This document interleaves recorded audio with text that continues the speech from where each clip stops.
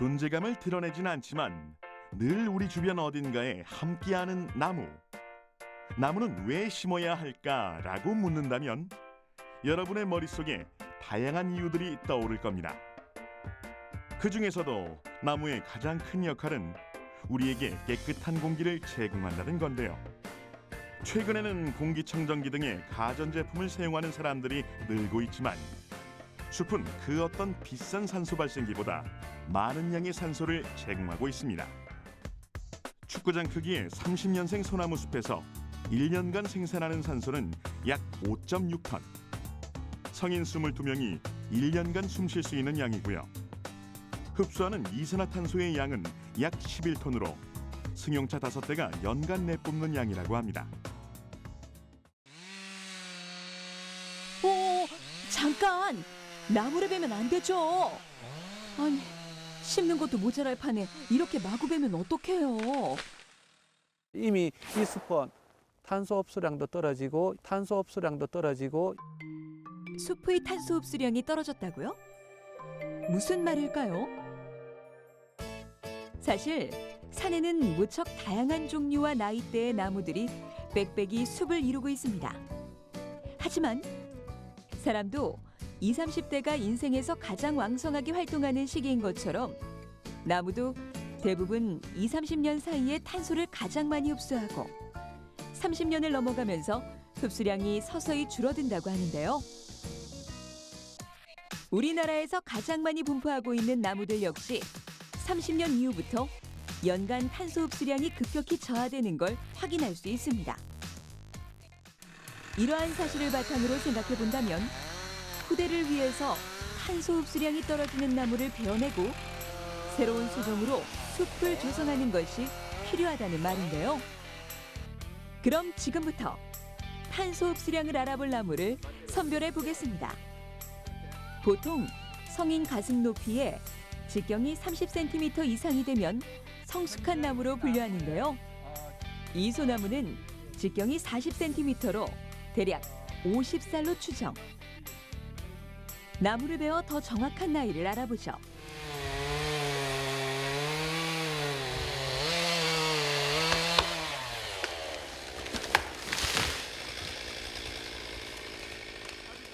나무의 밑동으로부터 20cm 높이의 원판에서 나이테를 세는 것이 원칙.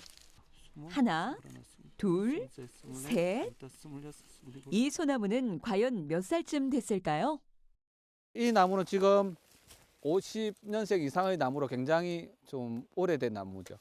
일반적으로 저희들이 이제 나무의 나이를 알기 위해서는 보시는 바와 같이 이렇게 나이테가 이렇게 형성이 됩니다. 봄에서부터 가을까지, 겨울이 되기까지 자라는 부분이 여기 엷은 색깔입니다. 그리고 겨울에는 거의 생장이 멈춘 이 진한 색깔들. 그래서 요 링 하나가 1년씩 이렇게 자란 겁니다. 50살이 훌쩍 넘은 이 소나무가 탄소를 얼마만큼 흡수하는지 알아보려면 나무의 원판, 가지, 잎, 뿌리, 열매까지 부위별로 시료를 채취해야 합니다. 사람도 건강 상태를 확인하려면 신체 여러 곳을 검진하듯이 나무도 원판을 2m 간격으로 분류해 일일이 확인하는 과정을 거치는데요. 이렇게 분류한 시료를 가지고 실험실로 이동해 보겠습니다. 나무의 탄소 흡수량을 알기 위해서는 먼저 목재 기본 밀도를 구해야 하는데 나무를 부위별로 완전히 건조시켜 그 무게를 재는 건조량 측정 과정이 진행되고요. 두 번째로 목재 밀도를 계산하기 위해 시료를 물에 담가 부피값을 산출합니다. 나무의 밀도가 높을수록 탄소를 더 많이 저장하기 때문에 연간 탄소 흡수량도 그만큼 많아지는 것이고요.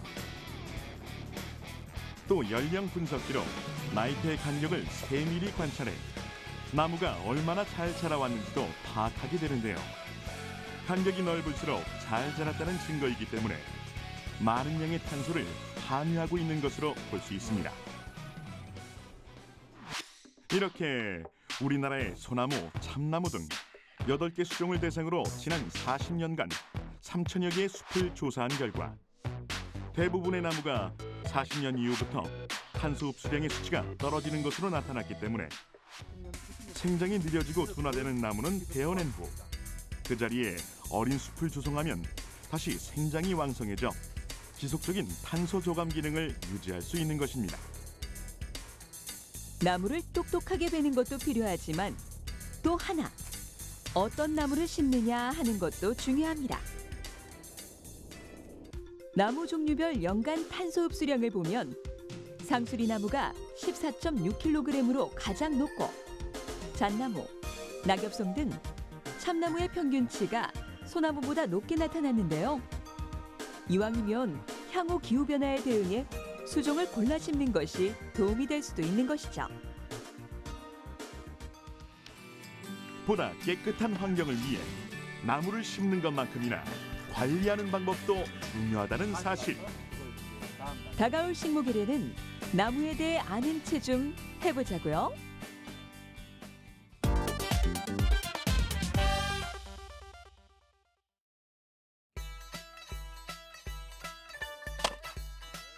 원목을 비롯해 나뭇가지와 나뭇잎까지 땔감으로 사용하던 때가 있었습니다. 그러나 시대가 바뀌면서 화석연료가 대중화되고 산에서 나무를 베는 것이 법으로 금지되면서 산속에는 이렇게 폐목재와 벌채 부산물이 쌓여가고 있죠. 오늘날 지구온난화의 주범인 이산화탄소 문제로 인해 전 세계에서는 태양열, 지열, 폐기물 에너지 등 화석연료를 대체하는 재생에너지 보급이 확대되고 있습니다. 신재생에너지원별 공급 비중을 보면 폐기물 에너지가 약 70%로 1위를 차지하고 있는데요.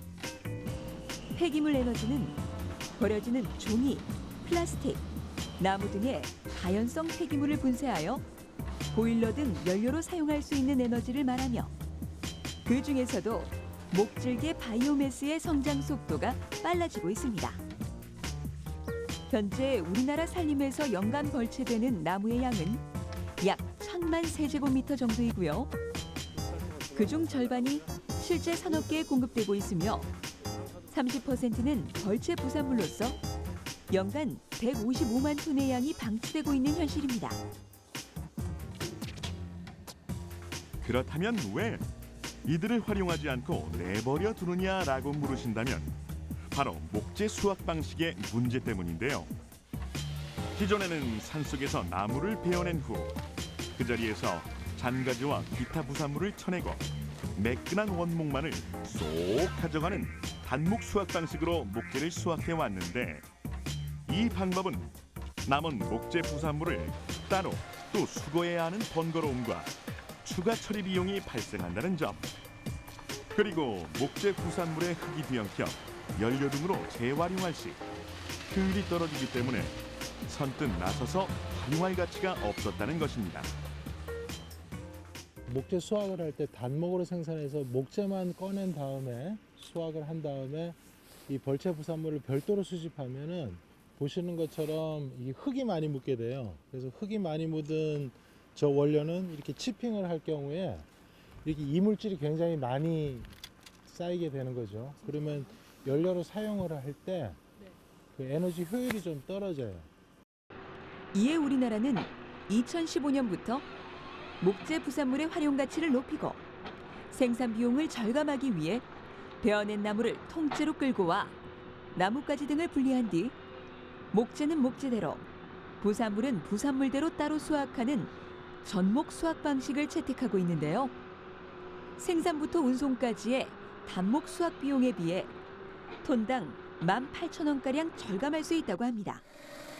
전목 수확에서 활약하는 또 하나의 기술이 있습니다. 나무를 압축해서 자동으로 묶는 압축 결속기. 부산물의 부피가 커서 운송 비용이 많이 들었던 문제점을 해결하고 또 속가배기로 나온 나무를 통째로 꽉꽉 조여 운반하기 쉽도록 정리해주는 기계인데요.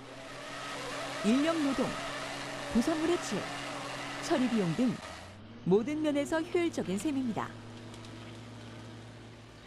이렇게 수집된 목재 부산물은 현장 또는 발전소에서 잘게 폐쇄해 목재칩으로 가공됩니다. 목재칩은 아무래도 흙과 같은 부산물이 포함되어 있기 때문에 그 상태로 바로 연소하게 되면 연소 찌꺼기가 많이 발생해 발열량이 떨어지고 보일러 고장의 원인이 될 수 있어 일정한 크기와 모양의 칩만 선별하는 과정을 거칩니다. 칩의 종류는 크게 두 가지로 나뉘는데요. 비교적 깔끔한 상태의 일정한 모양과 규격, 칼날로 자를 수 있을 정도의 크기를 목재칩이라고 하고요.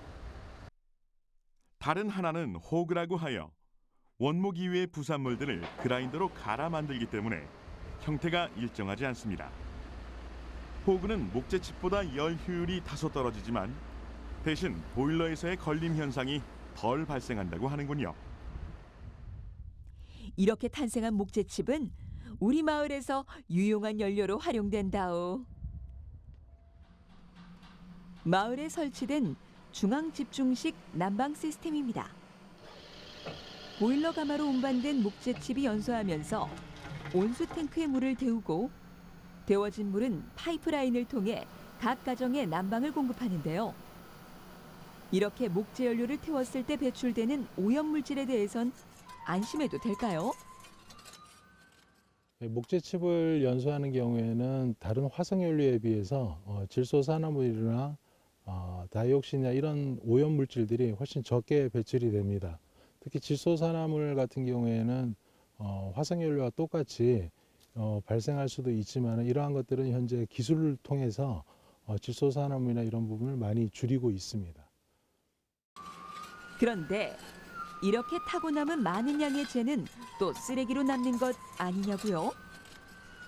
산에서 바로 생산된 벌채 부산물의 재에는 오염물질이 포함되어 있지 않기 때문에 농업의 토양 개량제로서 활용 굿! 그야말로 모든 것이 자연으로 다시 흡수되는 친환경 시스템이라고 할 수 있겠죠?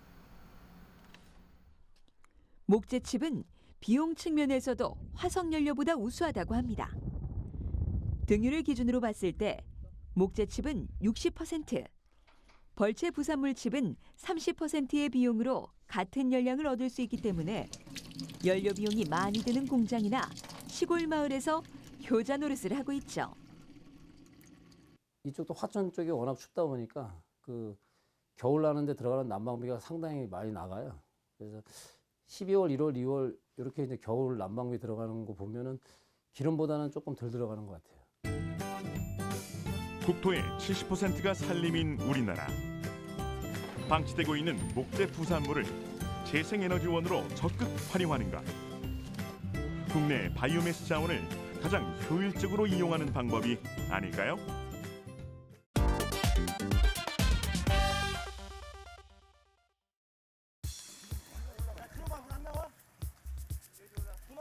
우리나라는 지난 2006년부터 10년간 매년 평균 400건에 달하는 산불이 발생하고 있습니다. 2005년 강원도 양양에서의 대형 화재는 수많은 이재민과 390억 원이라는 피해액을 낳았고 천년의 역사를 품은 낙산사를 앗아갔는데요. 야간 산불, 건조한 날씨 등 진화의 어려움을 겪었던 여러 가지 이유가 있었지만 무엇보다 꺼진 줄만 알았던 불씨가 강한 바람에 되살아나면서 피해가 커진 것입니다. 더 이상의 산불 피해를 두고 볼 수는 없다.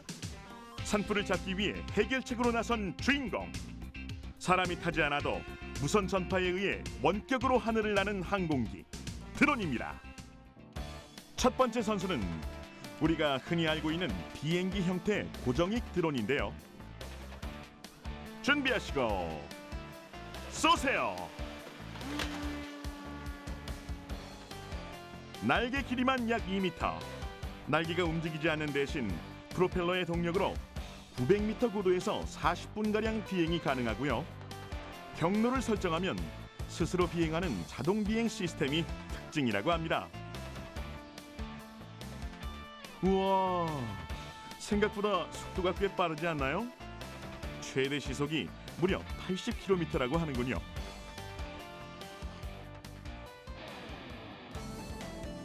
두 번째 선수는 헬리콥터 모양의 회전익 드론입니다.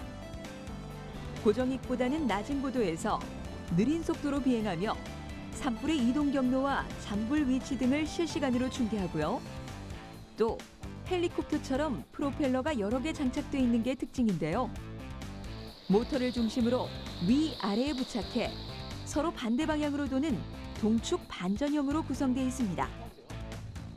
360도 회전과 정지 비행이 가능하기 때문에 현장 사진을 찍어 3차원 지도로 전송하는 역할을 하고 있죠. 불이야 불! 산에 불이 났어요! 어디선가 누구에게 무슨 일이 생기면 우리는 산불 감시단 크로스! 산불이 발생하면 먼저 구정이기 전체 산불 상황을 카메라에 담아 산불 예측 분석 센터와 대책본부에 정보를 제공합니다.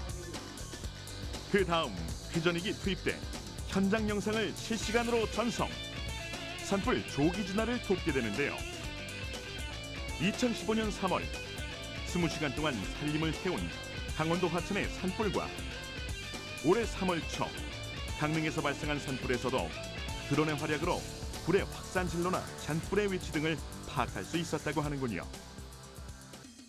회전익에는 또 다른 기능이 있습니다. 사람이 접근하기 어려운 산 능성이나 절벽 등에 불이 났을 때 소화약제를 뿌려 불을 직접 진화할 수도 있고요. 살려주세요! 여기 사람 있어요! 고립돼 있는 조난객을 찾거나 위급 상황 시 구호품을 전달해 생명을 지키기도 합니다. 꺼진 불도 다시 보자. 산불은 겉으론 모든 진화가 끝난 것처럼 보여도 그 속에 잔불이 남아있기 마련입니다. 실제 많은 산불에서 잔불의 위력을 무시하다 화마를 키운 사례들이 빈번한데요. 드론에 적외선 카메라를 달면 야간 탐지가 가능해지고 눈으로 볼 수 없는 잿더미 속의 잔불까지 확인할 수 있다고 합니다. 이 열화상 카메라는 산불이 났을 때 이제 산불의 이제 온도값을 측정할 수가 있기 때문에 불을 다 끈 다음에 실제적으로 이제 그 입층, 그러니까 낙엽층에 그 숨어 있는 잔불씨라든지 그다음에 이제 보이지 않는 그런 불꽃을 이제 탐지할 수가 있습니다. 불을 완전히 꺼도 작은 불씨가 남아 있어서 다시 이제 불이 이제 다시 발화가 되는 것을 막기 위해서 실제 열화상 카메라를 통해서 그 잔불의 위치를 이제 파악하고 있습니다. 드론은 산불만 감시하는 것이 아닙니다. 소나무 제선충병, 참나무 시든병과 같은 나무 병해충 예찰에도 투입되는데요. 소나무 제선충은 단 한 마리만 소나무에 침투해도 2, 3주 만에 수십만 마리로 늘어나 나무의 수분 통로가 막혀 말라 죽게 만듭니다.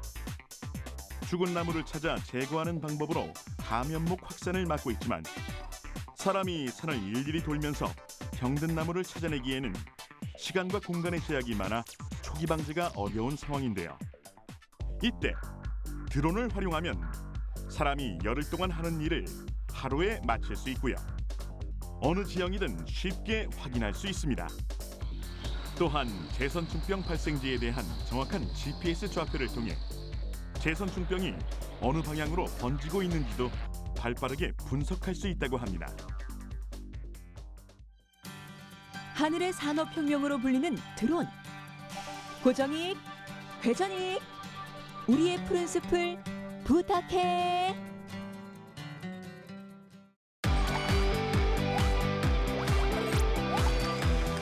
톡 쏘는 과학. 사이다.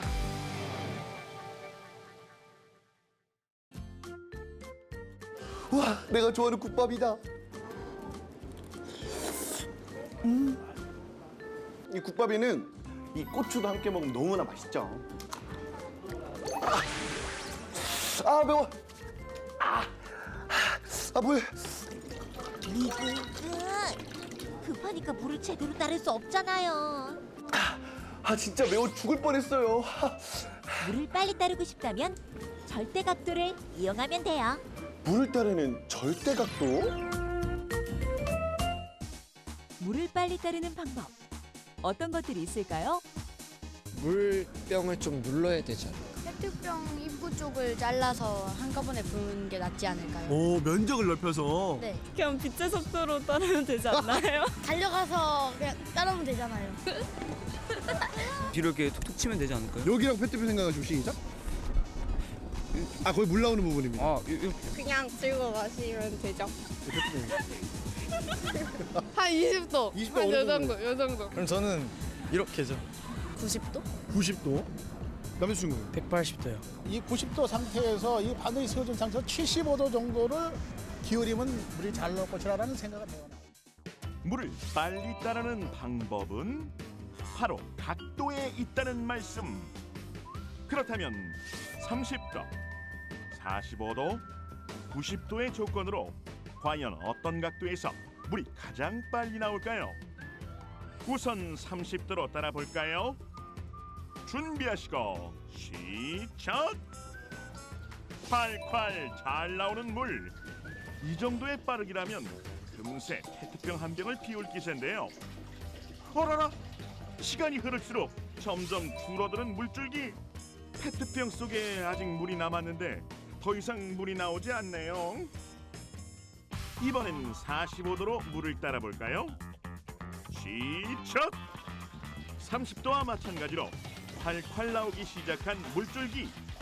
잘 나오다 멈춰버린 30도에 비해 일정한 속도로 물이 잘 나오는 게 보이죠? 1.5리터 페트병 속의 물을 다 따라낸 시간은 17초! 마지막으로 90도는 어떨까요? 한번 해볼까요? 45도에 비해 꿀렁꿀렁. 뭔가 막힌 것처럼 노란스럽게 나오는 물.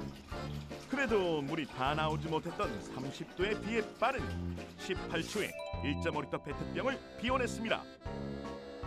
같은 양의 물을 따라냈는데 왜 각도에 따라 속도의 차이가 있는 걸까요? 각도가 커짐에 따라 물이 빨리 나오게 됩니다. 30도는 기울기의 영향으로 가장 느리게 나오게 되는데요. 단, 페트병과 같이 제한된 공간에서 물을 떨어뜨리는 경우 물병을 90도로 세웠을 때 물이 빠지면서 병의 입구를 막아 페트병의 외부와 내부에 압력 차이가 생기게 됩니다. 병 밖으로 나오려는 물과 병 안으로 들어가려는 공기가 서로 방해하는 힘을 받아 물이 빠르게 나오지 않습니다.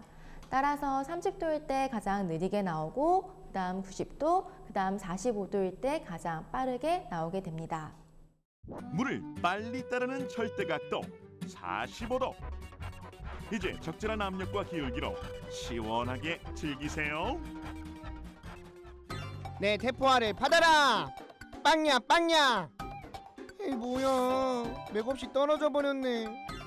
톡톡씨, 대포도 멀리 쏠 수 있는 절대각도가 있다고요. 대포에서 탄알이 나가는 폭우와 지면이 45도 이상이면 탄알이 위로 올라가면서 운동 에너지를 다 소모해 공이 멀리 날아가지 못하고, 45도 이하이면 탄알이 낮게 날다 중력으로 인해 땅에 빨리 떨어져 버리게 된다고요. 하지만 45도로 대포를 쏠 경우 45도 이상의 각도보다 올라갈 때 사용되는 운동 에너지가 적고 지면에서의 중력도 크게 작용하지 못해 멀리 날아갈 수 있다는 사실. 그럼 90도로 쏘면? 으아! 얼짱 각도는 45도, 물도 45도.